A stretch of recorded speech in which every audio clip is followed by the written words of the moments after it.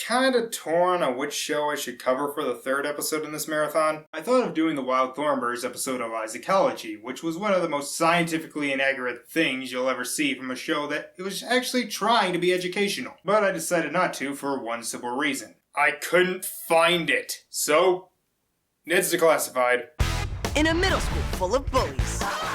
Neds Declassified School Survival Guide is my personal favorite live-action Nick show. Running from 2004 to 2007, it follows a middle schooler named Ned Bigby who gives tips on how to make it through school with his friends Cookie and Mose. This show is awesome. It's funny, the characters are great and memorable, the direction is great. I would say this is one of the best examples of how to do a live-action cartoon. And the tips are actually pretty good. And despite being a decade and a half old, it isn't really that dated. Kids today could still watch it and get a lot of good advice from it. Although there was one episode that I always skipped whenever it was on, and that is the Season 3 episode, Bad Hair Days. So like most episodes, the entire school is only focused on one subject, and this day, that subject is hair. You got your good hair, your bad hair, they even bring up some of the teachers' hair. But no matter what your hair type is, at some point you will say, I'm having a bad hair day.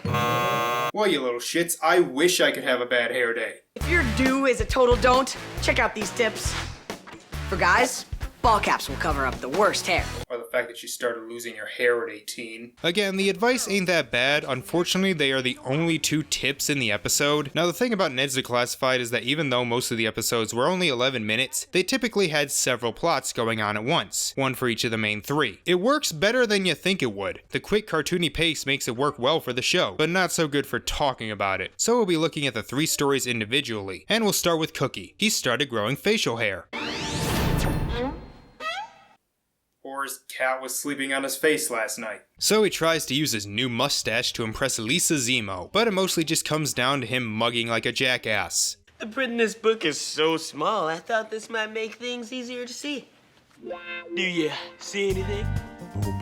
No, seriously, that's all this subplot is. Cookie mugging and Lisa not getting it. Nothing but your amazing smile, which is freaking me out a bit. He even puts on a fake mustache because that's how it works. Look, I'm having a bad hair day. I got 4 cases of lice in there, and I need to dispose of these combs. Now, get these to Gordy, and wear this so you don't get any nits. Okay, a couple things to unpack here. One, if you have like 4 cases of lice, call the principal. That's like an outbreak waiting to happen. 2, why would you have a student take the combs? That's like instant lawsuit right there. He gets tackled by Krubs because stupidity, and then he tears his mustache off in the only funny part of the episode. Don't worry, Cookie. You'll get that sexy facial hair someday. On to Mose's subplot. She tells the boys to stop worrying about hair, but then the cute boy named Fame and Fortune, I'm not kidding, that's his name, says he doesn't like her hair. I don't like hair. Irony! So she goes to Missy and asks her to fix her hair. And why would I help you? Because I'll invite you to my house to swim on Saturday. I don't like to swim. Ned'll be there. You need curls now. Alright, I forgot about Missy and her unhealthy obsession with Ned. There were also those 3 bully chicks.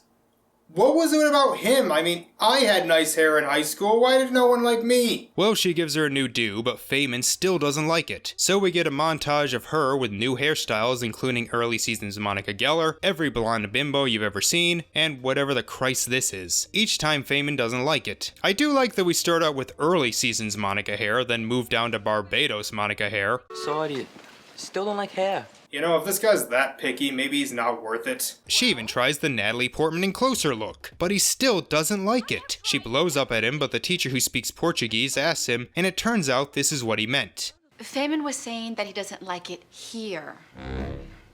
He misses his home in Brazil. Oh.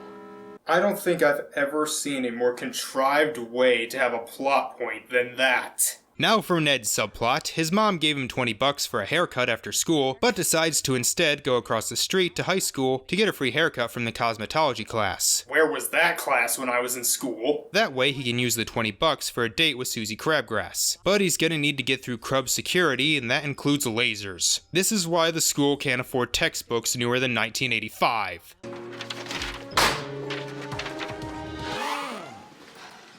Ned is sometimes smart. Crony and Coconut Head also want to go with him. Why don't you guys just do it yourselves? That's what I did. Granted, I got grounded for a week, but still. So they all meet up, planning to go together.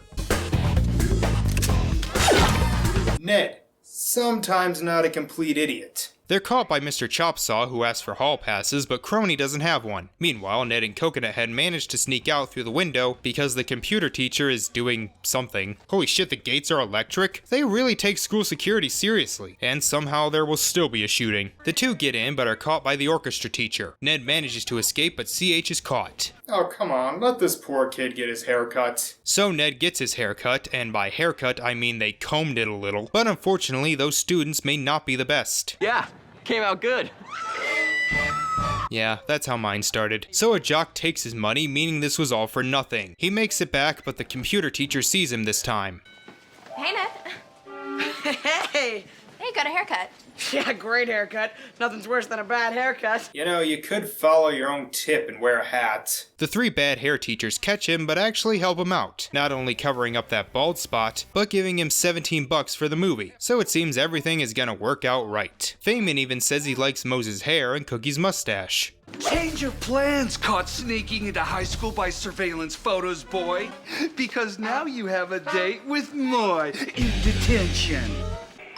So, you guys want to go to the movies? Sounds good. All right. That's mustache. And that's pretty much the reason I hate this episode.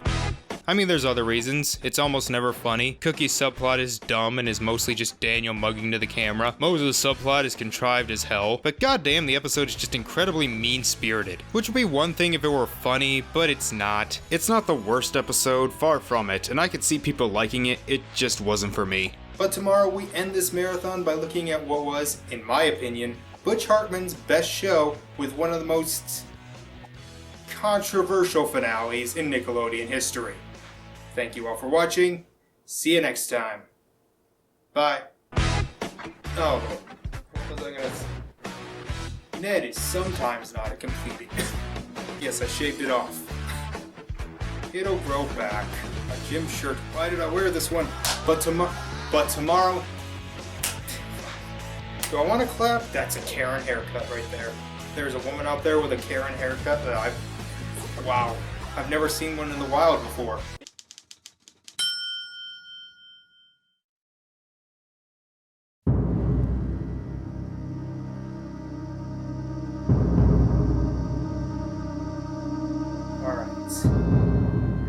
I think I'm finally starting to get it. Almost there.